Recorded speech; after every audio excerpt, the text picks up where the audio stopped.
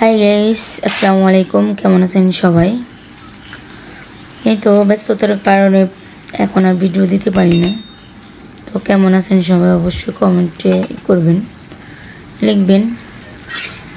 তো বাড়ির কাজ ধরার পরে অনেক ব্যস্ত হয়ে পড়ছি, ঠিকমতো ভিডিও আপলোড দিতে পারতেছি না। রান্না শুরুর থেকেও ভিডিও করতে পারি নাই, একটু দিলাম কি কি রান্না হলো।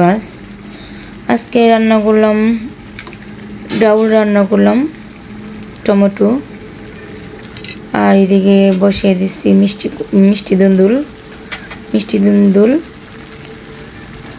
এরপর দিয়ে দিচ্ছি ডিম মিষ্টি দুন্দুলের সাথে অ্যাডজাস্ট করলে ভালোই লাগে, ট্রাই করবেন অবশ্যই। ওদিকে রাইস কুকারে ভাত বসিয়ে দিছি, তাড়াহুড়া করে রান্না করব। ওদিকে বালির গাড়ি চলে আসবে একটু পরেই, রান্না শেষ করতে পারবো কিনা তাও জানি না। যাই হোক, মাটি কাটার লোক চলে আসবে। সব কিছু মিলিয়ে সকাল ঘুরে আবার মাস্টারে চলে আসছে, মেয়েকে পড়াইতেছে। এদিকে তাড়াহুড়া করে শর্টকাটে যা রান্না করা যায়। আর কি বলবো, ডাউলের মধ্যে টমেটোর কথা। টমেটো বাজারে যে টমেটো নিলাম, 1 কেজি টমেটোর দাম 200 টাকা কেজি। তাহলে বুঝেন কি খাবে বাঙালি। ডিম ভেঙে দেওয়ার পরে এরকম একটু শুকিয়ে নেব। এই তো ডাউল, সে আমার 200 টাকা কেজির টমেটো, যে টমেটো এক সময় 10 টাকা কেজিও খায় না।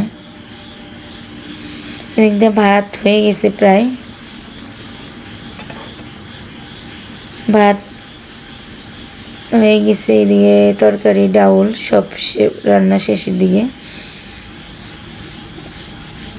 এইভাবে রান্না করতেছি তাড়াহুড়ো করে, শর্টকাটে যা খাওয়া যায়, কারণ বাড়ির কাজ করতে গেলে ঝামেলা কত রকম তো জানি। এখন ডাল বাগার দিয়ে নেব।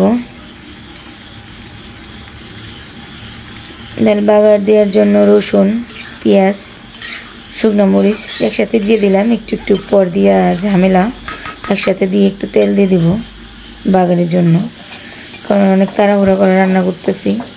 তো রান্না করতে অবস্থাতে দেখি ট্রাক চলে আসছে। তো রান্না মাঝখানে বিরতি রাখছিলাম, এটা ট্রাক থেকে বালি পড়ার পরে আবার ভিডিও করতেছি।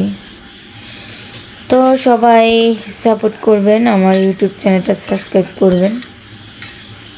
তো এইভাবেই রান্না শেষ করলাম আজকে। তো সবাই ভালো থাকবেন। আসসালামু আলাইকুম ওয়া রাহমাতুল্লাহি ওয়া বারাকাতুহু।